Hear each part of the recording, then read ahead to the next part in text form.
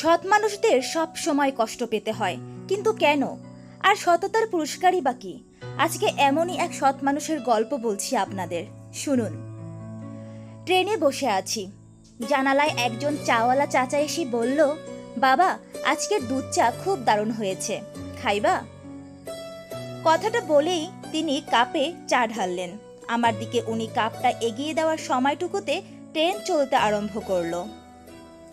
উনিও ট্রেনের সাথে এক পা করে হাঁটছেন। চায়ের রংটা দেখে খাওয়ার ইচ্ছে হলো খুব। বললাম, কত? 10 টাকা। ট্রেনে ওঠার সময় পকেটে 10 টাকা রেখেছিলাম, সেটা ভেবেই পকেট থেকে টাকাটা বের করলাম।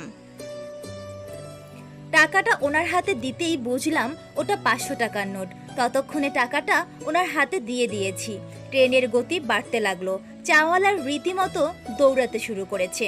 500 টাকার নোট ওনার হাতে দিয়ে আমি আটকে উঠলাম। ছাত্র জীবনে 500 টাকা বিশাল ব্যাপার, কিন্তু উপায় নেই। দেখতে দেখতে এই ট্রেন প্ল্যাটফর্ম ছেড়ে গেল।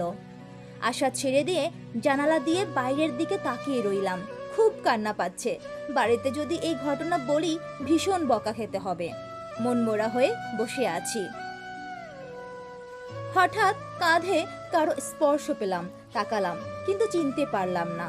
লোকটা বলল, বাবা, তুমি এখনই চা নিয়ে 500 টাকার নোট দিলা না? আমার দেহে যেন প্রাণ ফিরে এলো। বললাম, হ্যাঁ হ্যাঁ হ্যাঁ, আমি দিয়েছিলাম। আপনি সেই চাওয়ালা? আপনি ট্রেনে কিভাবে? বাকি টাকাটা ফেরত দিতে ট্রেনে উঠেছি। টাকা ফেরত দিতে চলন্ত ট্রেনে উঠে পড়লেন? বিপদ হতে পারতো তো? লোকটা হেসে বলল, জন্ম নিয়েই তো বিপদে পড়েছি, এর বেশি কোনো বিপদকে আর ভয় পাই না। তাছাড়া চলন্ত ট্রেনে ওঠার অভ্যাস আছে। কথাটা বলে উনি আমার হাতে 490 টাকা গুনে দিলেন। বিস্মিত হয়ে ওনার দিকে তাকিয়ে রইলাম। কিছু মানুষ সৎ বলে কি তাদের এত দুঃখ পেতে হয়?